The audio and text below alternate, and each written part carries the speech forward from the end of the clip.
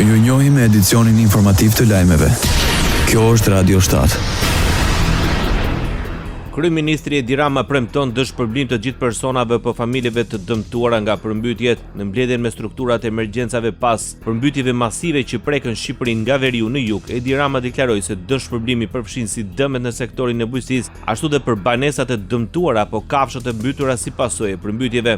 Që edhe pse sfidat e klimës janë bërë më të mprehta, kanë qenë sidoqoftë shumë më pak, pikërisht sepse kemi rritur ndjeshëm aftësinë mbrojtëse të infrastrukturës son, apo detyrimet nga zjarret, që janë një sfidë rritur e viteve të fundit, por edhe detyrime maramëndse nga fatkeqësia të mosozotshme si pandemia apo tërmeti, duke dalë më të fortë se përpara fatkeqësive e më të ditur për të përballuar sfida të së nesërmes. Kështu që sot dua t'i siguroj edhe të dëmtuarit e kësaj here se ne do të qëndrojmë me të njëjtin dinjitet njerëzor, shtetëror dhe politik çdo detyrim ndaj tyre, qoftë për banesat, qoftë për gjën e gjallë. Aktualisht 1587 banesa në të gjithë Shqipërinë ka prani të ujit. Janë evakuar 339 persona dhe 51 familje. Kryeministri Edi Rama në mbledhjen e Komitetit Ndërministror të Emergjencave Civile bëri një përditësim të situatës krijuar nga moti i keq. Sipas tij, aktualisht në të gjithë vendin janë ulur sasitë e rreshjeve të matura përjashtuar Durrësin ku është regjistruar 41 mm shi, ndërsa një punonjës i Bashkisë së Durrësit është gjendur i mbytur. Po ashtu, është konstatuar në 13.000 hektar tokë bujqësore pranie e ujit.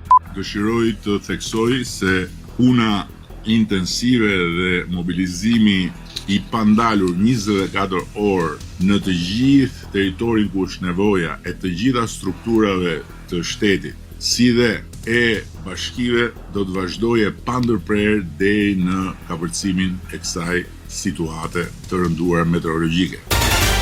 Në mbledhjen e Komitetit të Emergjencave Civile, Ministri i Arsimit Mirela Kumbaro bëri me dije se mësimi është ndërprerë në 54 shkolla në të gjithë vendin, kryesisht në qarkun e Durrësit, në zonat si Kruj, Sukth, Katundiri apo dhe në Fier, Gjirokastër dhe Vlorë. Mes tyre prej 3 ditësh mësimi është pezulluar dhe Universitetin e Durrësit Aleksandër Mojsiu për shkak të përmbytjeve. Ministri e Brendshme Albana Koçiu deklaroi se për shkak të situatës me përmbytjet në vend janë angazhuar në terren rreth 5500 forca të policisë e mbi 720 efektiv të zjarfikseve. Koçi sqaron se angazhimi në terren do të vijojë si dhe gatishmëria për t'u ardhur në ndihmë çdo personi apo familje që do të ketë nevojë. Ministri i Bujqësisë Andi Salla në mbledhjen e Komitetit të Emergjencave Civile tha se po ofrohet ndihmë në zonat e prekura nga përmbytjet. Veterinerët zyrtar po asistojnë për evakuimet në ferma dhe ndërhyrjet në ushqim për kafshët. Sipas tij, hidrovorët janë në funksion ndërsa po punohet për hapjen e kanaleve kulluese.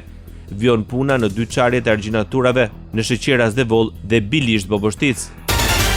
Ministri i Mbrojtjes Piro Vengo deklaroi se 502 efektiv të forcave të armatosura ndodhen në terren në gatishmëri teksa vendi është përfshirë prej ditësh nga moti i keq. Në mbledhjen e Komitetit të Emergjencave Civile, Vengo deklaroi se forcat armatosura vijojnë të jenë në Shkodër, Lezhë, Delvin, Vlorë dhe Gjirokastër. Sipas tij, rezervat materiale të shtetit kanë mundësuar dislokim të pakove ushqimore, ndërsa vijon verifikimi i dëmeve. Bllokohet qarkullimi rrugor në aksin Përmet-Çarshov.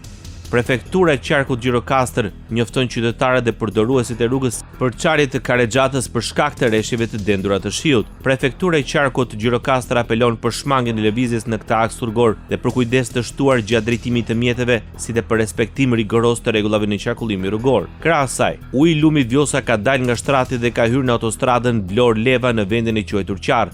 Në një segment prej 500 metra në njërin krah të autostradës, prania e ujit vështirëson qarkullimin e automjeteve.